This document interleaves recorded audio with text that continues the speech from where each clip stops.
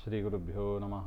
ನಾರಾಯಣಾಯ ಪರಿಪೂರ್ಣಗುಣಾರ್ಣವಾಯ ವಿಶ್ವೋದಯಸ್ಥಿತಿಲಯೋನ್ಯತಿಪ್ರದಾಯ ಜ್ಞಾನಪ್ರದಾಯ ವಿಬುಧಾಸುರಸೌಖ್ಯದುಃಖ ಸತ್ಕಾರಣಾಯ ವಿತತಾಯ ನಮೋ ನಮಸ್ತೆ. ನಾರಾಯಣಂ ಸುರಗುರುಂ ಜಗದೇಕನಾಥಂ ಭಕ್ತಪ್ರಿಯಂ ಸಕಲಲೋಕನಮಸ್ಕೃತಂಚ ತ್ರೈಗುಣ್ಯವರ್ಜಿತಮಜಂ ವಿಭುಮಾದ್ಯಮೀಶಂ ವಂದೇ ಭವಘ್ನಮಮರಾಸುರಸಿದ್ಧವಂದ್ಯಂ. ನಾರಾಯಣಂ ನಮಸ್ಕೃತ್ಯ ನರಂ ಚೈವ ನರೋತ್ತಮಂ ದೇವೀಂ ಸರಸ್ವತೀಂ ವ್ಯಾಸಂ ತಥೋ ಜಯಮುದೀರಯೇ. ಕೃಷ್ಣಾಯ ವಾಸುದೇವಾಯ ಹರಯೇ ಪರಮಾತ್ಮನೇ ಪ್ರಣತಃ ಕ್ಲೇಶನಾಶಾಯ ಗೋವಿಂದಾಯ ನಮೋ ನಮಃ.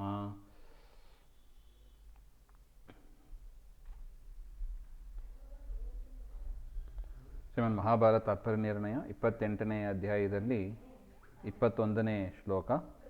ತದಾನ್ಯಂ ರಥಮಾಸ್ಥಾಯ ಧರ್ಮರಾಜಃ ಶರೋತ್ತಮೈಃ ಚತುರ್ಭಿಶ್ಚತುರೋ ವಾಹಾನ್ ಶಲ್ಯಸ್ಯ ನಿಜಘಾನಃ.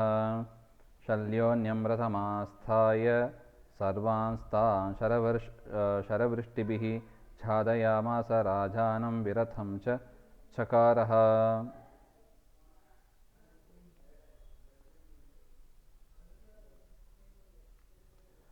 ನಿನ್ನೆ ದಿವಸ ನೋಡಿದಂತೆ ಅರ್ಜುನ ಮತ್ತು ಶಲ್ಯರಾಜ ಇಬ್ಬರಿಗೂ ಘೋರವಾದ ಯುದ್ಧ ನಡೀತಾ ಇದೆ. ಅದರಲ್ಲಿ ಅರ್ಜುನ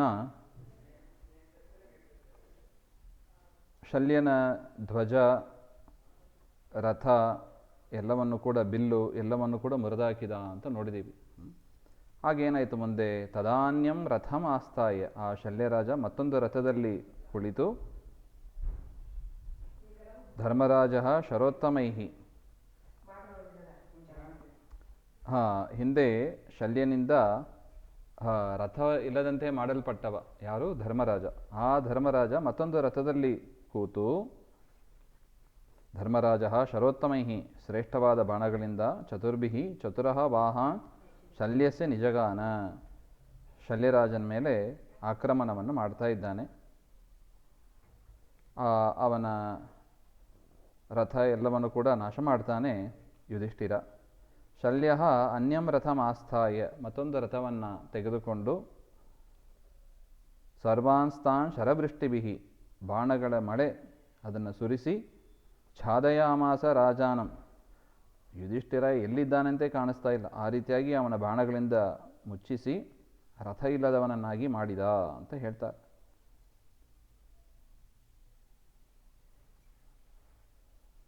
ನಿಹತ್ಯಾಶ್ವಾನ್ ಸಾತ್ಯಕೇಶ್ಚ ದೃಷ್ಟದ್ಯುಮ್ನಸ್ಯ ಚಾಭಿಭೂಃ ಚಾಪೇ ಚಿತ್ವಾ ಚ ಯಮಯೋರ್ದಧ್ಮೌ ಶಂಖಂ ಮಹಾಸ್ವನಂ. ತತಸ್ತು ಶಲ್ಯಂ ಸಮುದೀರ್ಯಮಾನಂ ದೃಷ್ಟ್ವಾ ರಣೇ ಭೀಮಸೇನಸ್ತರಸ್ವೀ ನ್ಯವಾರಯದ್ಬಾಣವರೈರನೇಕೈಃ ಚಕಾರ ಚೈನಂ ವಿರಥಂ ಕ್ಷಣೇನ.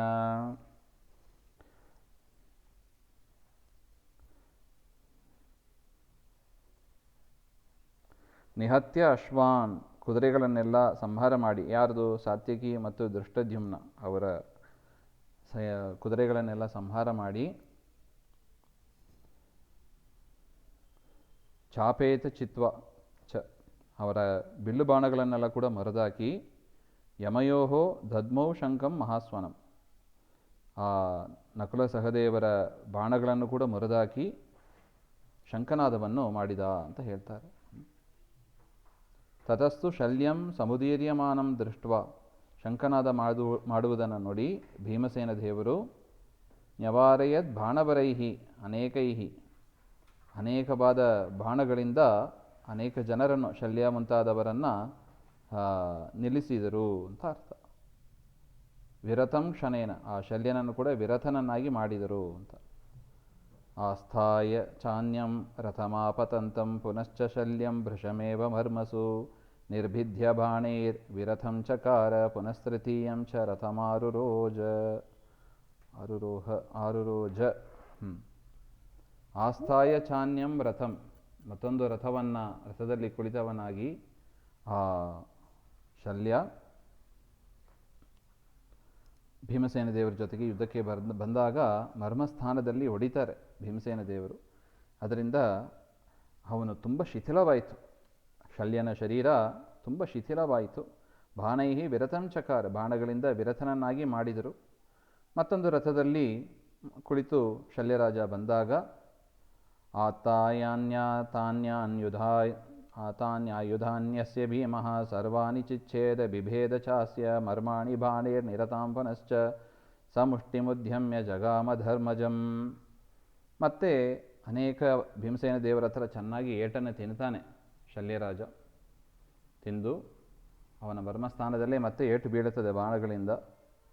ಬಾಣೈಹಿ ನಿತರಾಂ ಪುನಶ್ಚ ಸಮುಷ್ಟಿಮುದ್ಯಮ್ಯ ಜಗಾಮ, ಮುಷ್ಟಿಯನ್ನು ಹಿಡ್ಕೊಂಡು ಹೋಗ್ತಾನೆ ಧರ್ಮಜಂ. ಭೀಮಸೇನ ದೇವರ ಸಹವಾಸ ಬೇಡ ಅಂತ ಹೇಳಿ ಯುಧಿಷ್ಠಿರನ ಹತ್ರ ಹೋಗ್ತಾನೆ. ಚೆನ್ನಾಗಿ ಭೀಮಸೇನ ದೇವರ ಹತ್ರ ಏಟುಗಳನ್ನು ತಿಂದು ಮೈಯೆಲ್ಲ ಮುರಿದು ಮತ್ತೆ ಯುಧಿಷ್ಠಿರನ ಜೊತೆಗೆ ಯುದ್ಧ ಮಾಡುವುದಕ್ಕಾಗಿ ಹೋಗ್ತಾನೆ. ತಂ ಭೀಮ ಭಿನ್ನ ಮರ್ಮಾಣಂ ವಿವರ್ಮಾಣಂ ನಿರಾಯುಧಂ ಶ್ವಾಸಮಾತ್ರಾವಶಿಷ್ಟಂ ಚ ಮರಣಾಯೈವ ಕೇವಲಂ. ಭೀಮಸೇನ ದೇವರ ಹತ್ರ ಹೋಗಿ ಬಂದರೆ ಹೇಗಿತ್ತು ಅವನ ಶರೀರ ಶಲ್ಯಂದು. ಭೀಮ ಭಿನ್ನಂ,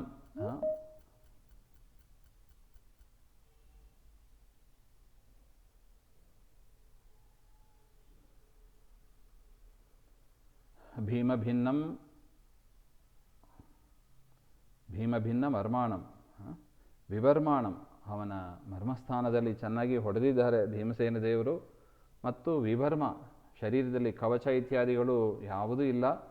ನಿರಾಯುಧಂ, ಕೈಯಲ್ಲಿ ಆಯುಧಗಳು ಯಾವುದೂ ಇಲ್ಲ. ಶ್ವಾಸ ಮಾತ್ರ ಅವಶಿಷ್ಟಂ, ಶಲ್ಯರಾಜನ ಶ್ವಾಸ ಮಾತ್ರ ಉಳಿದಿತ್ತು.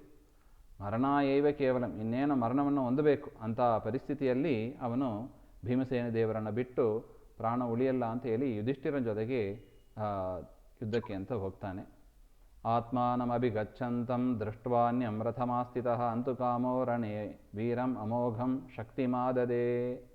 ತನ್ನ ಹತ್ರ ಬರುವುದನ್ನು ನೋಡಿ ಯುಧಿಷ್ಠಿರ ಇನ್ನೊಂದು ರಥದಲ್ಲಿ ಕುಳಿತು ಅವನನ್ನು ಸಂಹಾರ ಮಾಡಬೇಕು, ಶಲ್ಯನನ್ನು ಸಂಹಾರ ಮಾಡಬೇಕು ಅಂತ ಶಕ್ತಿಯಿಂದ ಒಂದು ಆಯುಧ, ಅದು ಅಮೋಘವಾದದ್ದು ಅಂತ ಶಕ್ತಿ ಆಯುಧವನ್ನು ತೆಗೆದು ದಿವ್ಯಾಸ್ತ್ರೈರಪಿ ಸಂಯೋಜ್ಯ, ದಿವ್ಯವಾದ ಆ ಶಕ್ತಿ ಆಯುಧದಲ್ಲಿ ದಿವ್ಯವಾದ ಅಸ್ತ್ರ ಅಂದರೆ ಮಂತ್ರಪೂತವಾದದ್ದು ಅಂತಹ ಮಂತ್ರಗಳಿಂದ ಶಕ್ತಿಯನ್ನು ತುಂಬಿಸಿ ಧರ್ಮನಂದನ ಸತ್ಯಧರ್ಮ ಫಲೈಶ್ಚೈವ ಚಿಕ್ಷೇಪಾಸ್ಯ ಹೃದಿತ್ವರನ್, ತಾನು ಮಾಡಿದ ಸತ್ಯ, ತಾನು ಮಾಡಿದ ಧರ್ಮಾಚರಣೆ, ಅದರ ಫಲ ಏನಾದರೂ ಇದ್ದರೆ ಈ ಶಲ್ಯ ಸಾಯಿಲಿ ಹಾಗೆ ಅಂತ ಅವನ ಮೇಲೆ ಆ ಶಕ್ತಿ ಆಯುಧ, ಅಸ್ತ್ರದಿಂದ ತುಂಬಿದವಾದ ಆ ಶಕ್ತಿ ಆಯುಧವನ್ನು ಎಸೆಯುತ್ತಾನೆ. ಆಗ ಸಭಿನ್ನ ಹೃದಯೋ ಭೂಮೌ ಪತತಾಭಿಮುಖೋ ನೃಪಂ ಸತ್ಯಧರ್ಮರಥ ಶಲ್ಯ ಇಂದ್ರಸ್ಯ ಅತಿಥಿಮಾಗಾತ್ ಅದಿಥಾಂ ಇಂದ್ರಸ್ಯ ಅದಿಥಿಥಾಂ ಅಗಾತ್ ಅಂತ. ಸಹ ಭಿನ್ನ ಹೃದಯ, ಆ ಶಕ್ತಿ ಆಯುಧದಿಂದ ಏಟು ತಿಂದವನಾಗಿ ಶಲ್ಯರಾಜ ಅವನ ಹೃದಯ ಸೀಳಿ ಹೋಯಿತು. ಸೀಳಿ ಭೂಮಿಯಲ್ಲಿ ಬೀಳ್ತಾನೆ. ಪಪಾತ ಅಭಿಮುಖಂ ನೃಪಂ, ರಾಜರ ಎದುರುಗಡೆ ಬಿದ್ದು ಬಿಡ್ತಾನೆ. ಆದರೆ ಅವನು ಸತ್ಯಧರ್ಮದಲ್ಲಿ ರಥನಾದವ. ಶಲ್ಯರಾಜ ಧರ್ಮಿಷ್ಠ, ಸತ್ಯಾಚರಣೆ, ಏನೋ ಕೌರವರ ದುರ್ಯೋಧನನ ಒಂದು ಹಠ, ಒಂದು ಚಟ, ಒಂದು ಮೋಸ, ಅದಕ್ಕೆ ಬಿದ್ದು ಕೌರವರ ಕಡೆ ಯುದ್ಧ ಮಾಡ್ತಾ ಇದ್ದಾನೆ. ಅವನ ಪರಿಸ್ಥಿತಿ ನೋಡಿ ಹೇಗಿತ್ತು. ಪಾಂಡವರ ಜೊತೆಗೆ ಯುದ್ಧ ಮಾಡಬೇಕು ಅಂತ ಬರ್ತಾ ಇದ್ದಾನೆ ಶಲ್ಯ. ಯುದ್ಧಕ್ಕೆ ಪೂರ್ವದಲ್ಲಿ ಆದ ಘಟನೆ ಇದು. ಯುದ್ಧಕ್ಕೆ ಪೂರ್ವದಲ್ಲಿ ತಾನು ಪಾಂಡವರ ಜೊತೆಗೆ ಯುದ್ಧ ಮಾಡಬೇಕಂತ ಬರ್ತಾ ಇದ್ದಾನೆ. ದಾರಿಯಲ್ಲಿ ಪೂರ್ತಿ ಒಳ್ಳೆ ಶಿಬಿರ ಇತ್ಯಾದಿಗಳನ್ನೆಲ್ಲ ಕಟ್ಟಿ ಊಟದ ವ್ಯವಸ್ಥೆ, ಪಾನೀಯದ ವ್ಯವಸ್ಥೆ ಎಲ್ಲವನ್ನು ದುರ್ಯೋಧನ ಮಾಡಿಟ್ಟಿದ್ದ ಶಲ್ಯ ಬರುವ ಮಾರ್ಗದಲ್ಲಿ. ಅದನ್ನು ನೋಡಿ ಶಲ್ಯರಾಜನಿಗೆ ಭಾರಿ ಸಂತೋಷ ಆಯಿತು. ಯಾರು ಈ ಪಾನೀಯದ ವ್ಯವಸ್ಥೆ, ಊಟದ ವ್ಯವಸ್ಥೆ ಅದನ್ನೆಲ್ಲ ಮಾಡಿದ್ದಾರೋ ಅವರಿಗೆ ನಾನು ಸಪೋರ್ಟ್ ಮಾಡ್ತೀನಿ ಅಂತ. ಅವನೇನು ತಿಳ್ಕೊಂಡದ್ದು, ಪಾಂಡವರೇ ಮಾಡಿದ್ದಾರೆ, ನಾವು ಬರ್ತೀವಿ ಅಂತ. ಏನಾದರೂ ಪಾಂಡವರ ಸಪೋರ್ಟ್ ಮಾಡಬೇಕಂತಲೇ ಹೊರಟಿದ್ದ. ಈ ಥರ ದಾರಿಯಲ್ಲಿ ಆದದ್ದನ್ನು ನೋಡಿ ಘೋಷಣೆ ಮಾಡಿಬಿಟ್ಟ ಅವನು. ಅದನ್ನು ಬಚ್ಚಿಟ್ಟುಕೊಂಡು ದುರ್ಯೋಧನ ಕೇಳ್ತಾ ಇದ್ದ. ಯಾರು ಈ ವ್ಯವಸ್ಥೆ ಮಾಡಿದ್ದಾರೋ ಅವರಿಗೆ ನನ್ನ ಆದರ, ಅವ್ರ ಜೊತೆಗೆ ನಾನು ಯುದ್ಧ ಮಾಡ್ತೀನಿ ಅಂತ ಒಂದು ಸ್ಟೇಟ್ಮೆಂಟ್ ಹೇಳಿದ. ಇದನ್ನು ಕೇಳಿದ ಕೂಡಲೇ ಬಚ್ಚಿಟ್ಟುಕೊಂಡ ದುರ್ಯೋಧನ ಮುಂದಗಡೆ ಬಂದ. ನಾನೇ ವ್ಯವಸ್ಥೆ ಮಾಡಿದ್ದು ಅಂತ ಹೇಳಿ ಶಲ್ಯರಾಜನನ್ನು ತನ್ನ ಕಡೆ ಅಪಹಾರ ಮಾಡಿಕೊಂಡ. ನೋಡಿ, ದುರ್ಯೋಧನ ಮಾಡುವ ಕೆಲಸ ಇಷ್ಟೇ. ಚೆನ್ನಾಗಿ ಊಟ ಹಾಕೋದು, ತನ್ನ ಕಡೆ ಎಳ್ಕೊಂಡ್ಬಿಡೋದು. ಅಶ್ವತ್ಥಾಮರಿಗೆ ಒಂದು ಲೋಟ ಹಾಲನ್ನು ಕೊಟ್ಟು ವಶ ಮಾಡಿಕೊಂಡ. ಶಲ್ಯನಿಗೆ ಅನ್ನಾದಿಗಳನ್ನು ಕೊಟ್ಟು, ಅನ್ನಪಾನಾದಿಗಳನ್ನು ಕೊಟ್ಟು ತನ್ನ ವಶ ಮಾಡಿಕೊಂಡ. ಈ ರೀತಿಯಾಗಿ ಸತ್ಯಧರ್ಮದಲ್ಲಿ ರಥನಾದ ಆ ಶಲ್ಯ ಅನಿವಾರ್ಯವಾಗಿ ಕೌರವರ ಕಡೆ ಯುದ್ಧ ಮಾಡಬೇಕಾಗಿದ್ದು, ಕೊಟ್ಟ ಮಾತಿನಂತೆ ಅದರ ಪ್ರಕಾರ ಮಾಡಿ ದೇಹ ಬಿಡ್ತಾ ಇದ್ದಾನೆ. ಬಿಟ್ಟು ಇಂದ್ರಿಯಸ್ಯ ಅದಿತಿತಾಂ ಅಗಾತ್ ಅಂತ ಹೇಳ್ತಾರೆ. ಇಂದ್ರನಿಗೆ ಅತಿಥಿಯಾದರು ಅಂದರೆ ಏನರ್ಥ? ಇಂದ್ರ ಇರುವ ಲೋಕ ಅಂದರೆ ಸ್ವರ್ಗಲೋಕ, ಸ್ವರ್ಗಕ್ಕೆ ಹೋದರು, ಸ್ವರ್ಗಲೋಕಕ್ಕೆ ಹೋದರು ಅಂತ. ಈ ರೀತಿಯಾಗಿ ಕೌರವರ ಸೇನಾಪತಿ ಶಲ್ಯ ಆ 18ನೇ ದಿವಸ ಯುದ್ಧದಲ್ಲಿ ಮೃತರಾದರು ಅಂತ. ನೋಡಿ, ಯಾರ್ಯಾರು ಸೇನಾಪತಿಗಳು ಇದ್ದರೋ ಕೌರವರ ಕಡೆ ಎಲ್ಲರೂ ನಾಶವನ್ನು ಹೊಂದಿದರು. ಭೀಷ್ಮಾಚಾರ್ಯರು, ದ್ರೋಣಾಚಾರ್ಯರು, ಕರ್ಣ, ತದನಂತರ ಶಲ್ಯ, 4 ಜನರು.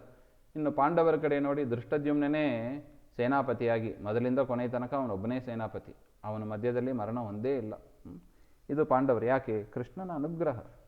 ಕೃಷ್ಣನ ಅನುಗ್ರಹ ಯಾರ ಮೇಲೆ ಇರುತ್ತದೋ ಅವರು ನಾಶವನ್ನು ಹೊಂದೋದಿಲ್ಲ. ನಮೇ ಭಕ್ತಃ ಪ್ರಣಶ್ಯತಿ ಅಂತ ಕೃಷ್ಣನ ಮಾತಿದೆ.